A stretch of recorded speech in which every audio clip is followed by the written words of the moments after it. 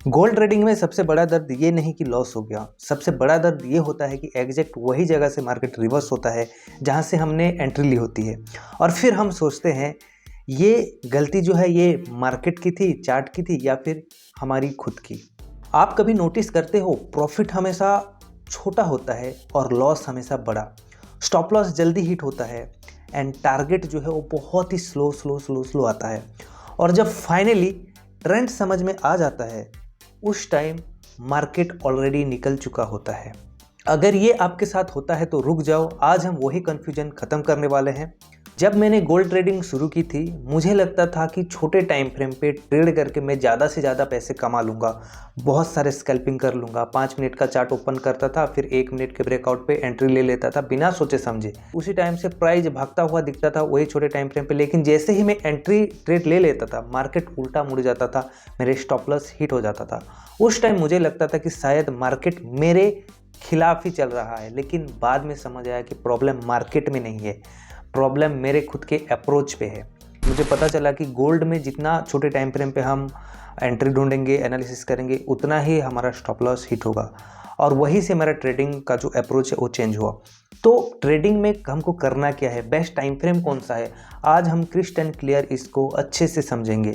इसलिए अगर आप बिगिनर हो, सबसे पहली चीज़ समझ लो, गोल्ड ट्रेडिंग के लिए best time frame daily 4 hour and 1 hour है, उससे नीचे आप जाओ ही मत। डेली चार्ट पे हम मार्केट का डायरेक्शन समझते हैं कि ट्रेंड ऊपर जा रहा है या फिर नीचे जा रहा है। 4 आवर चार्ट पे हम देखते हैं कि वो जो ट्रेंड डेली में दिख रहा है क्या वो सस्टेन हो रहा है या मार्केट स्ट्रक्चर में कोई रिवर्सल देखने को मिल रहा है।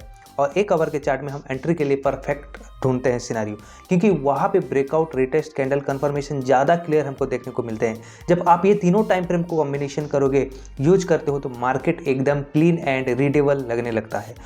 वही 5 मिनट और 1 मिनट के टाइम फ्रेम चार्ट पे हमको इमोशनल डिसीजन लेने में बहुत ही दिक्कत होती है और कन्फ्यूजन क्रिएट होता है, लेकिन वही बड़े टाइम फ्रेम पे ये क्रिस्टल क्लियर हमको बताता है। टॉप डाउन एनालिसिस बहुत ही ज़्यादा इंपॉर्टेंट रोल प्ले करता है इस पे। आप जब चार्ट खोलो सबसे पहले आपको डेली टाइम फ्रेम पे जाना है, ट्रेंड आइडेंटिफाई करना है। सिंपल लैंग्वेज में बोलो तो देखो मार्केट ऊपर जा रहा है या फिर नीचे जा रहा है। उसके बाद आप इंपॉर्टेंट लेवल मार्क करो, जैसे कि major support, major resistance, supply, demand, previous day high, previous day low. ये वह जगह होती है जहाँ पे मार्केट बहुत ही अच्छी तरीके से रिएक्ट करता है, वहाँ पे लिक्विडिटी स्लोगन होती है। फिर आपको छोटे टाइम फ्रेम पे आके 4 आवर पे स्विच करना है। फिर वहाँ पे आपको देखना है प्राइस एक्शन, वहाँ पे स्ट्रक्चर क्या बन रहा है, और अप ट्रेंड पे वो हायर हाई बना रहा है या फिर वो लोअर लो बना रहा है। डाउन ट्रेंड पे हायर हाई या फिर लोअर लो अगर ब्रेक हो रहा है तो आप समझ लो कि वो चौक हो रहा है, मार्केट का ट्रेंड वो रिवर्सल होने वाला है। तुरंत कूदना नहीं है, एंट्री का वेट करना है। और जब एंट्री लो, स्टॉप लॉस हमेशा स्ट्रक्चर के पीछे रखो या मेरी रिसेंट स्विंग के लो पे रखो अगर अप ट्रेंड में जा रहे हो। ऑलवेज हम रिस्क टू रिवार्ड के हिसाब से 1:2 और 1:3 पे जाते हैं ताकि रिस्क जस्टिफाई हो। लोअर टाइम फ्रेम पे हम ट्रैप क्यों होते हैं? छोटे टाइम फ्रेम पे जब 3 कैंडल कंटिन्यूसली बन जाता है, आप एंट्री लेते हो और फिर वही प्राइस वापस नीचे आ जाता है, आपका स्टॉप लॉस उड़ा देता है।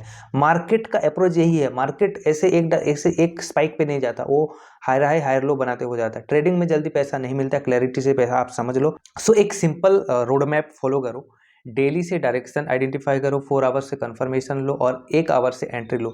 स्टॉप लॉस स्ट्रक्चर के पीछे या फिर रिसेंट स्विंग के नीचे रखो। रिस्क मैनेजमेंट पे फोकस करो और हमेशा ट्रेड में 1 से 2% का रिस्क लो, उससे ज़्यादा मत लो। ठीक है, ट्रेडिंग का गोल ट्रेड रोज ट्रेड करना नहीं होता, जब आपको एंट्री मिले तभी एंट्री लो। अगर आप ये सिस्टम फॉलो करना शुरू कर दोगे तो मार्केट समझ में आने लगेगा और आप गोल्ड में मास्टरी कर सकते हो। मिलते हैं अगले वीडियो में, तब तक के लिए ट्रेड स्मार्ट, ट्रेड डिसिप्लिन और गोल्ड को चेस मत करो, समझो उसका बिहेवियर को समझो। ठीक है, happy new year once again.